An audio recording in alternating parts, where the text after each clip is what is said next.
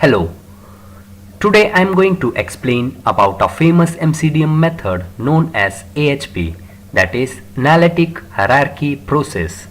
This method can be used to calculate weights of criteria.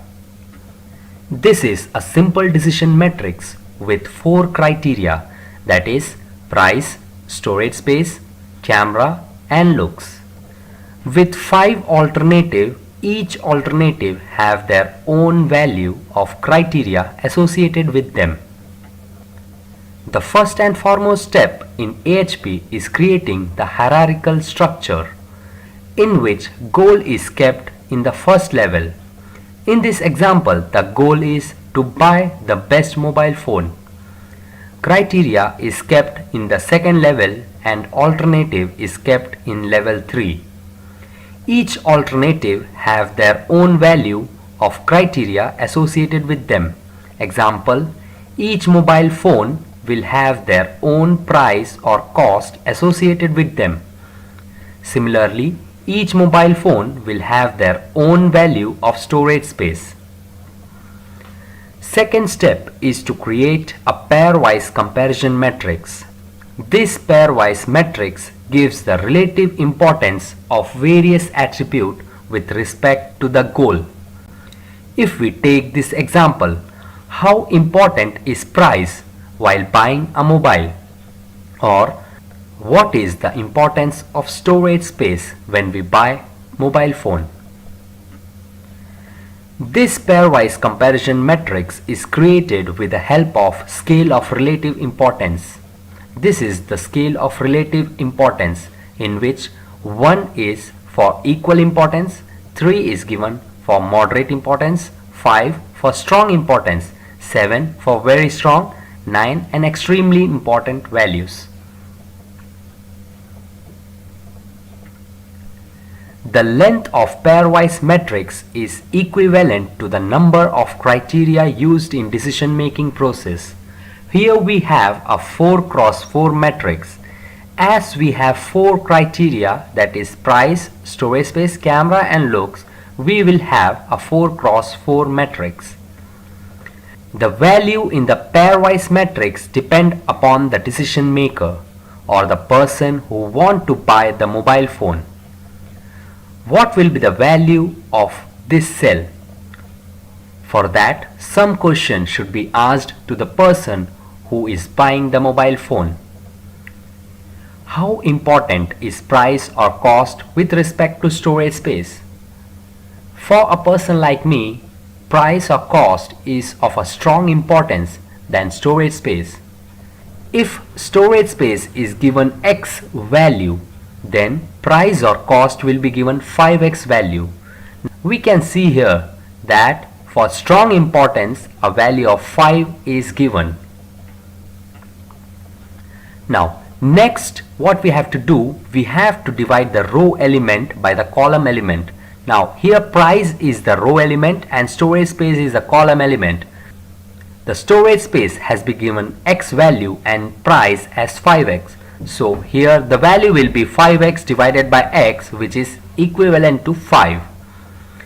Here storage space is given x value and price 5x. So it will give 1 by 5. For this particular cell, the question asked should be, how important is price or cost with respect to camera? Price or cost is of moderate to strong importance than camera. So if camera is given X value, price and cost will be given 4x value. So we can also take anything in intermediate between 3 and 5, that is of 4 importance. That is moderate to strong importance will be assigned a 4 value. Similarly, we can see here camera to price will be given 1 by 4 value. Now, how important is camera with respect to storage space?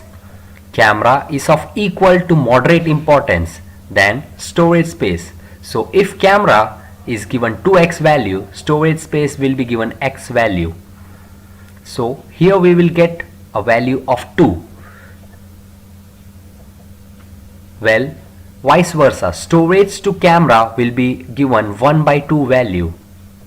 Similarly, we can assign values to each cell. You can see that the diagonal elements takes a value of 1 because price will be of equal importance to price. The fractional value has been converted to decimal value and the sum of each value is calculated. That is 1 plus 0.2 plus 0.25 plus 0.14 will give 1.59. Normalized pairwise matrix is calculated. All the elements of the column is divided by the sum of the column. Here we can see that 1 is divided by 1.59, 0.2 is divided by 1.59 and so on. This is the normalized pairwise matrix. Here I have calculated the criteria weights. The weights are calculated by averaging all the elements in the row. We have just added all these elements and divided it with the number of criteria, which will give the criteria weight.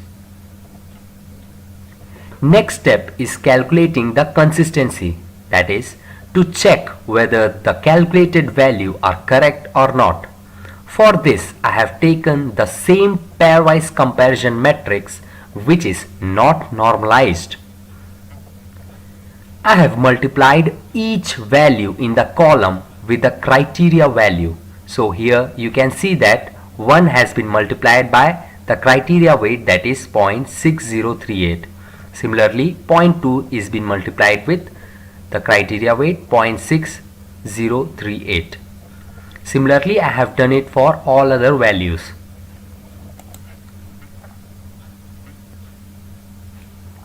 On solving, we get this matrix. The weighted sum value is calculated by taking the sum of each value in the row. So you can see that by adding all these terms we will get the weighted sum value. Just I have written the criteria weight next to the weighted sum value. Next we calculate this ratio of weighted sum value and criteria weight. Now we calculate it for each row. On solving we get this value. Now lambda max is calculated by taking the average of all these values. Next we calculate the consistency index Ci, which is given by the formula lambda max minus n upon n minus 1. In this example n is 4 as we have 4 criteria.